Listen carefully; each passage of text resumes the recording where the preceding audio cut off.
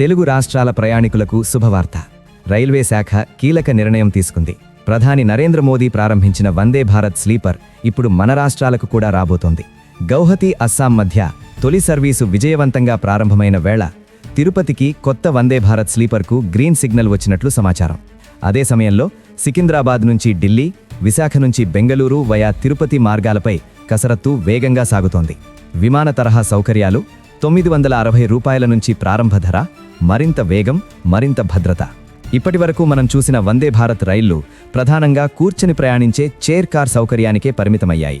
కానీ సుదూర ప్రయాణాల్లో పడుకుని హాయిగా వెళ్లాలనే ప్రయాణికుల ఆశను నెరవేర్చేందుకు వందే భారత్ స్లీపర్ను భారతీయ రైల్వే పరిచయం చేసింది.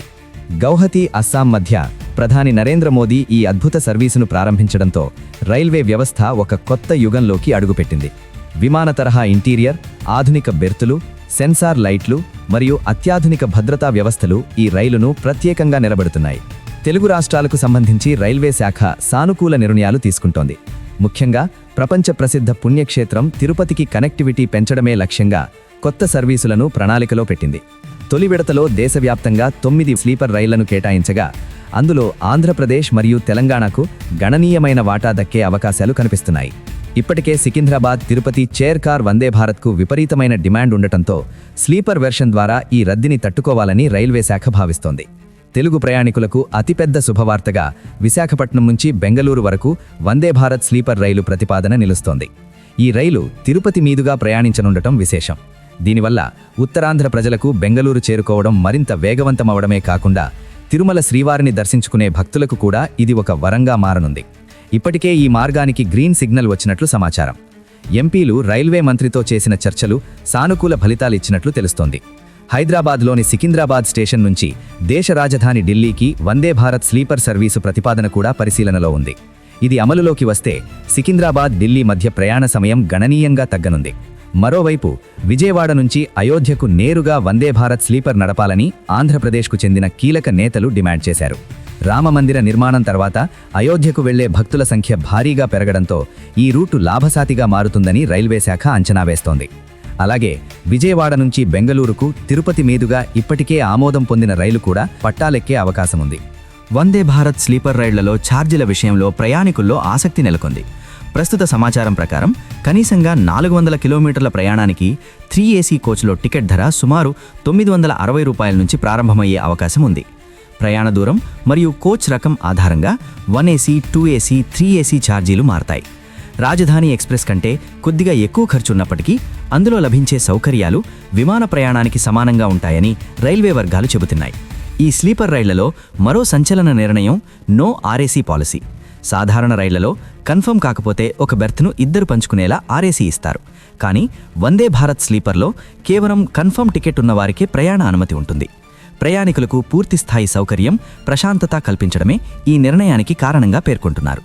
తెలుగు రాష్ట్రాల నుంచి అయోధ్య, వారణాసి వంటి పుణ్యక్షేత్రాలకు వెళ్లే భక్తుల సంఖ్య రోజురోజుకు పెరుగుతోంది. ఈ నేపథ్యంలో ఆంధ్రప్రదేశ్ నుంచి అయోధ్యకు వందే భారత్ స్లీపర్ కేటాయింపుపై రైల్వే శాఖ సానుకూలంగా స్పందించింది. ఇది అమలులోకి వస్తే భక్తులకు ఎదురయ్యే బెర్తుల కొరత గణనీయంగా తగ్గనుంది.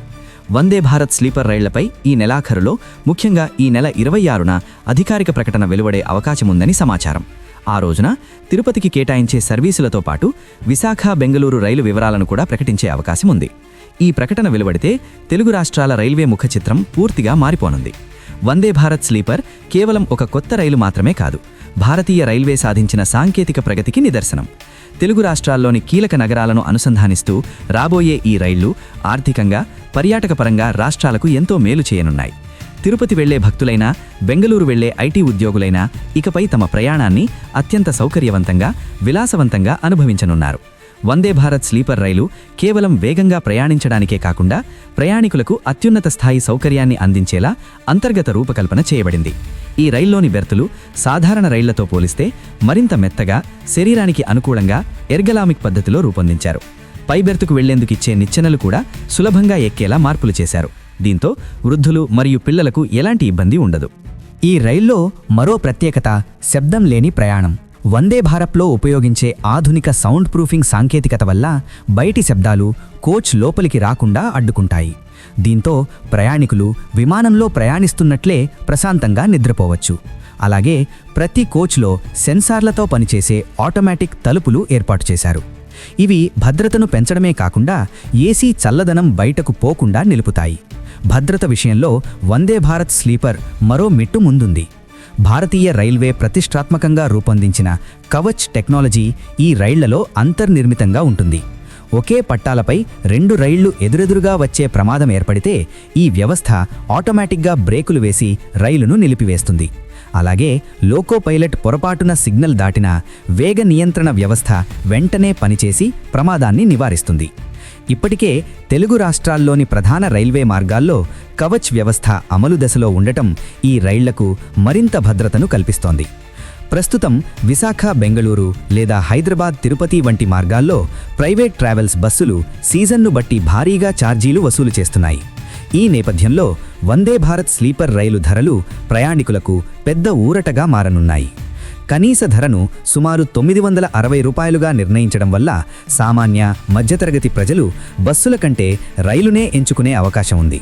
అంతేకాదు, బస్సులతో పోలిస్తే కనీసం 3 నుంచి 4 గంటల ప్రయాణ సమయం ఆదా అవుతుంది. ఉదాహరణకు, రాత్రి 9 గంటలకు విశాఖలో ఎక్కితే తెల్లవారుజామునే బెంగళూరులో దిగవచ్చు. చాలామందికి రాజధాని ఎక్స్ప్రెస్ ఉండగా మళ్లీ వందే భారత్ స్లీపర్ ఎందుకు అనే సందేహం రావచ్చు.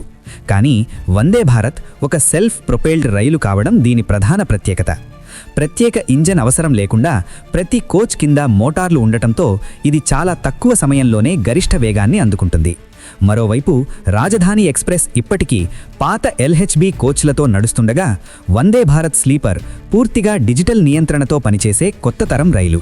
ఈ రైళ్ల వల్ల ప్రయాణికులకు మాత్రమే కాకుండా రాష్ట్రాల ఆర్థిక వ్యవస్థకు కూడా గణనీయమైన లాభం చేకూరనుంది. విజయవాడ, విశాఖ, సికింద్రాబాద్ వంటి నగరాల మధ్య వ్యాపారవేత్తల రాకపోకలు పెరుగుతాయి.